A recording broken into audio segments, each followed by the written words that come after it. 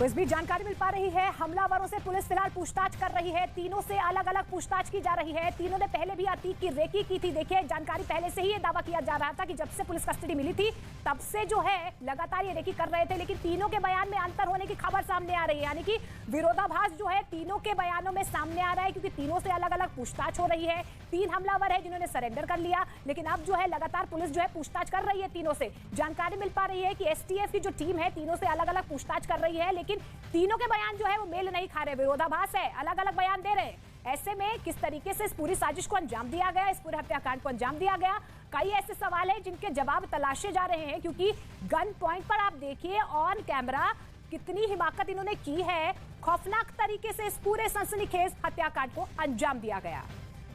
उमेश पाल हत्याकांड जिसे लेकर एक के बाद एक कई बड़े खुलासे अब तक हो रहे थे, हो चुके थे और आने वाले वक्त में होने भी वाले थे। अतीक अपने गुनाहों को एक एक करके कबूल भी कर रहा था। वो जानता था कि जिन गुनाहों को वो कबूल कर रहा है वो किस तरह से सनसनी मचा रहे हैं, किस तरह से और बड़े खुलासे बड़े पर्देफाश के तौर पर सामने आ रहे हैं। ये वही रास्ता है जहां से पुलिस की वैन उसे मेडिकल के लिए यहाँ पर लाई थी, इसी रास्ते से लाई थी, जैसा कि हमने और हमारे बाकी सहयोगियों ने भी यहाँ पर दिखाया। जैसे ही यहाँ पर अतीक और उसका भाई अशरफ पहुंचता है, लेकिन सबसे पहले आपको बता दें कि इस दौरान जो बताया जा रहा है, जो कहा जा रहा है, सबसे पहले अतीक अशरफ उतरता है, उसके बाद अतीक अंदर जाकर उस गाड़ी से उतरता है। सवालों को पूछने के लिए उस पर मीडिया कर्मी जो हैं वो उसके सामने आते हैं। हर कोई अपनी माइक के जरिए उससे वो सवाल पूछना चाहता है जो कि जवाब अतीक के तौर पर सामने आ सके, क्योंकि असद के जनाजे में वो शामिल नहीं हो पाया, असद की मिट्टी को वो नहीं छू पाया, जिसकी गुहार भी वो लगा रहा था। लेकिन इस बीच जैसे ही वो गुड्डू मुस्लिम को लेकर कुछ